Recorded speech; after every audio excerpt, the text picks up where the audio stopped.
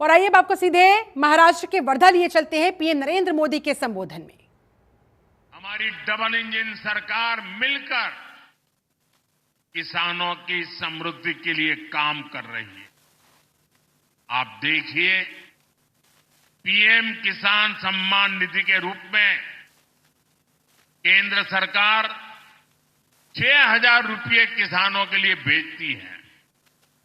महाराष्ट्र सरकार उसमें 6,000 रुपया और मिलाती है।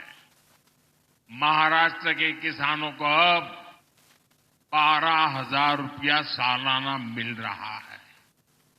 फसलों के नुकसान की कीमत किसान को न चुकानी पड़े, इसके लिए हमने 1 रुपये में फसल बीमा देना शुरू किया है। महाराष्ट्र की एकनाथ शिंदे जी की सरकार ने किसानों का बिजली बिल भी 0 कर दिया है। इस क्षेत्र में सिंचाई की समस्या के समाधान के लिए हमारी सरकार के समय से ही कई प्रयास शुरू हुए थे, लेकिन बीच में ऐसी सरकार आ गई जिसने सारे कामों पर ब्रेक लगा दिया। इस सरकार ने फिर से सिंचाई से जुड़े प्रोजेक्ट्स को गति दी है। इस क्षेत्र में करीब 85,000 करोड़ रुपए की लागत से वैनगंगा, नलगंगा नदियों को जोड़ने की परियोजना को हाल ही में मंजूरी दी गई है। इससे नागपुर, वर्धा, अमरावती, यवतमाल, अकोला, बुल्डाना, इन 6 जिलों में 10 लाख एकड़ जमीन पर सिंचाई की सुविधा मिलेगी।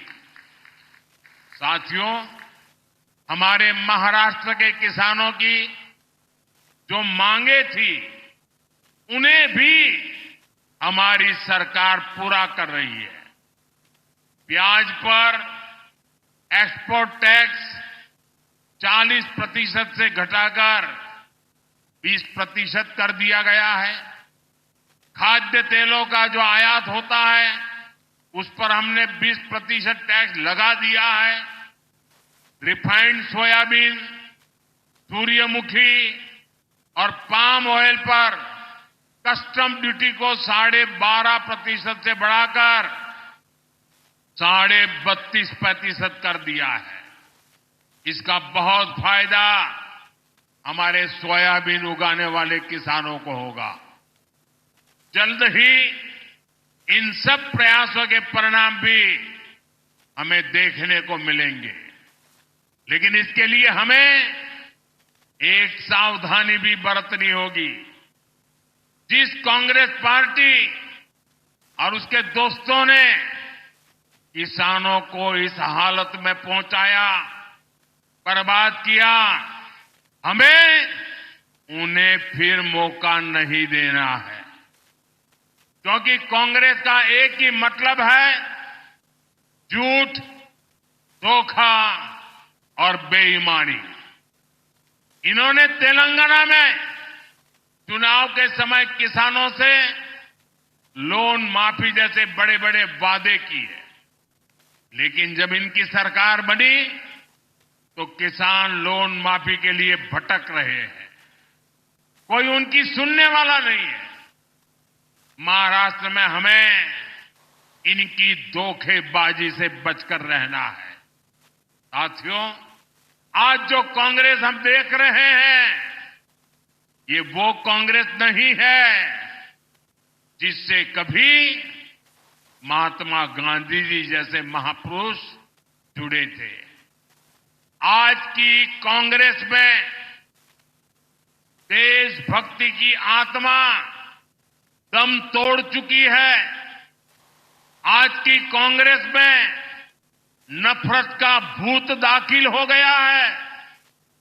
आप देखिए, आज कांग्रेस के लोगों की भाषा, उनकी बोली विदेशी धरती पर जाकर उनके देश विरोधी एजेंडे, समाज को तोड़ना, देश को तोड़ने की बात करना, भारतीय संस्कृति और आस्था का अपमान करना, ये वो कांग्रेस है जिसे टुकड़े टुकड़े गैंग और अर्बन नक्सल के लोग चला रहे हैं। आज देश की सबसे बेईमान और सबसे भ्रष्ट कोई पार्टी है तो वो पार्टी कांग्रेस पार्टी है। देश का सबसे भ्रष्ट परिवार कोई है तो वो कांग्रेस का शाही परिवार है। साथियों, जिस पार्टी में हमारी आस्था और संस्कृति का जरा सा भी सम्मान होगा, वो पार्टी कभी गणपति पूजा का विरोध नहीं कर सकती। लेकिन आज की कांग्रेस को गणपति पूजा से भी नफरत है। महाराष्ट्र की धरती गवाह है, आजादी की लड़ाई में लोकमान्य तिलक के नेतृत्व में गणपति उत्सव भारत की एकता का उत्सव बन गया था। गणेश उत्सव में हर समाज, हर वर्ग के लोग एक साथ जुड़ते थे। इसलिए कांग्रेस पार्टी को गणपति पूजा से भी चीड़ है। मैं गणेश पूजन कार्यक्रम में चला गया तो कांग्रेस का तुष्टीकरण का भूत जाग उठा। कांग्रेस गणपति पूजा का विरोध करने लगी। तुष्टीकरण के लिए कांग्रेस कुछ भी कर रही है।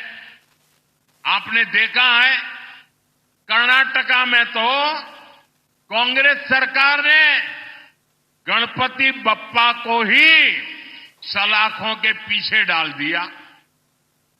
गणपति की जिस मूर्ति की लोग पूजा कर रहे थे उसे पुलिस वैन में कैद करवा दिया। महाराष्ट्र गणपतीची आराधना करीत होता आणि कर्नाटकात गणपतीची मूर्ती पोलीस वैन मध्ये होती। साथियों, पूरा देश गणपति के इस अपमान को देखकर आक्रोशित है। मैं हैरान हूं, इस पर कांग्रेस के सहयोगियों के मुंह पर भी ताला लग गया है।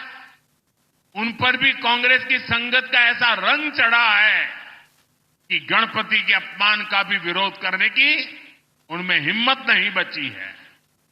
भाई और बहनों, हमें एकजुट होकर कांग्रेस के इन पापों का जवाब देना है। हमें परंपरा और प्रगति के साथ खड़ा होना है।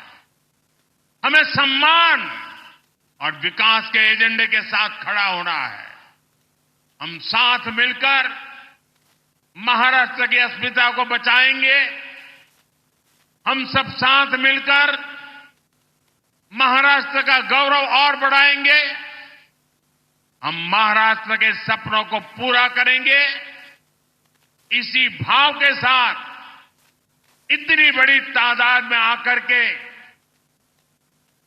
इस महत्वपूर्ण योजनाओं को आपने जो उसकी ताकत को समझा है, इन योजनाओं का विदर्भ के जीवन पर, हिंदुस्तान के सामान्य व्यक्ति के जीवन पर कैसा प्रभाव होना है, ये आपकी विधानसभा के कारण मैं इसे महसूस कर रहा हूं। मैं एक बार फिर सभी विश्वकर्मा साथियों को,